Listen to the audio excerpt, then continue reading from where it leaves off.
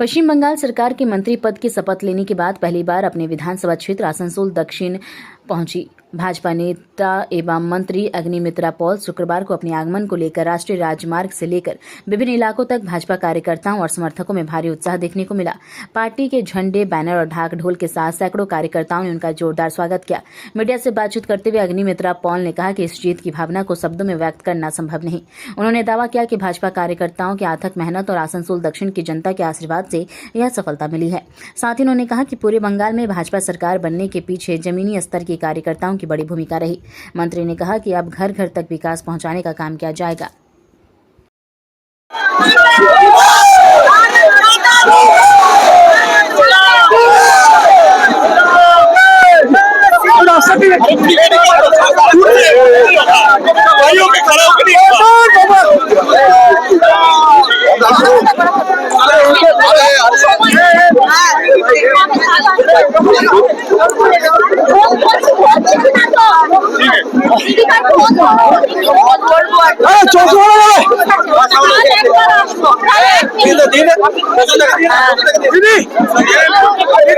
मुंह में क्यों घुसा रहे?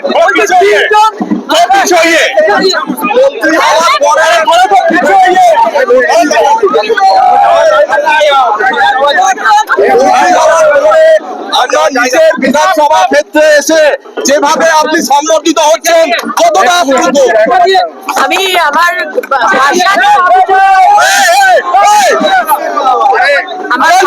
ভাষা নেই। আজকে এই কার্যকর্তার জন্য আজকে আমি দায়িত্ব পেয়েছি। এই কার্যকর্তার জন্য আমি জিতেছি আর এই কার্যকর্তার জন্য আসানসোল দক্ষিণের মানুষের আশীর্বাদে জিতেছি। তো আমার কোনো ভাষা নেই বলার। এদের জন্যই আজকে আমরা সরকার করতে পেরেছি সারা বাংলায় এবং অফকোর্স বাংলার মানুষের আশীর্বাদে। আজকে আমাদের সরকার হয়েছে, বাড়ি বাড়িতে আমরা উন্নয়ন পৌঁছে দেবো। আজকে আনন্দটা এই জন্য যে বাড়ি দিতে পারতাম না, জল দিতে পারতাম না, রাস্তা দিতে পারতাম না, বাথরুম দিতে পারতাম না, আজকে সেটা দিতে পারবো। আর সেটা আমার দপ্তর। আরো বেশি আমার আনন্দ যে আমার দপ্তর আমি দিতে পারবো সবাই। নির্বাচনের আগে আমরা দেখেছি আপনি বলেছেন প্রচুর কাজ আছে, এখন তো কাজ আর কাজ কিভাবে সামলাবেন? এখন দেখুন একটা দুর্দান্ত টিম, যেখানে টিম লিডার হচ্ছেন আমাদের সম্মানীয় মুখ্যমন্ত্রী শুভেন্দু অধিকারী মহাশয়, অত্যন্ত ডাইনামিক এবং অ্যাক্টিভ। সমস্ত টিমকে নিয়ে উনি যেভাবে অলরেডি শুরু করে দিয়েছেন কাজ, আপনারা দেখতেই পাচ্ছেন। এবং আমার দপ্তরেরও একটা দুর্দান্ত, দুটো দপ্তরেরই দুর্দান্ত টিম। আমরা কমিটেড, আমরা কমপ্লিটলি কমিটেড। 5 বছর সময় এবং অনেক প্রতিশ্রুতি, মানে কাজ শেষ করতে হবে, সুতরাং সময় নিয়ে হাতে। 3 জন আইপিএস কে আজকে সাসপেন্ড করা হয়েছে আপনাদের সরকারের তরফ থেকে, আরো কি সবার মতন পরিস্থিতি আছে?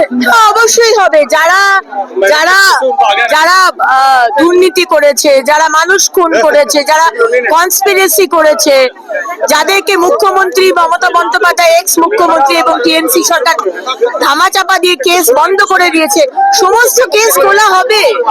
এটা ভাবার কোনো কারণ নেই যে শুধু 3 জন, বিনীত গোয়েল এবং আরো 2 জনকে সাসপেন্ড করা হয়েছে। আরো অনেক কেস খোলা হবে এবং অভয়ের কেস তো কমপ্লিটলি প্রায়োরিটি, শাস্তি হবে। তৃণমূল বলছে যে ভোট পরবর্তী হিংসাতে নাকি তাদের লোকেরা, নেতারা এলাকার বাইরে রয়েছে, এইটা নিয়ে কি বলবেন? দেখুন, আজকে বিধানসভায় মাননীয় মুখ্যমন্ত্রী খুব পরিষ্কার ভাবে বলে দিয়েছেন, যদি তৃণমূল তাদের নাম দিতে পারে যারা এলাকার বাইরে রয়েছে, যারা ভয়ে ঢুকতে পারছে না, কিন্তু তাদের 2021-এর এফআইআর এ পোস্ট পোল ভায়োলেন্সে বিজেপি কে মারার অভিযোগে যদি তাদের এফআইআর এর নাম থাকে, তাহলে আমরা কিছু করতে পারবো না। কিন্তু তাদের যদি এফআইআর এর নাম না থাকে আর তারা যদি এখনো বাড়ির বাইরে, আমরা সসম্মানে তাদের বাড়ি ঢুকিয়ে দেবো। 2021-এ দেখা গেছে বিজেপি কর্মীরা বাড়ি ভাঙচুর হয়েছে, তারা এলাকার বাইরে ছিল, সেই কেসগুলোকে কি এখন রিওপেন করাবেন?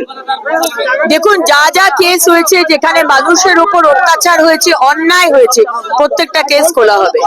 এবং শুধু অত্যাচার নয়, দুর্নীতি করেছে যারা, সেই সব কেসও খোলা হবে। দিদি একটা জিনিস হয়েছে, অন্যাল থানায় আপনার কাছে একজন এএসআই লিখিত আবেদন করেছেন।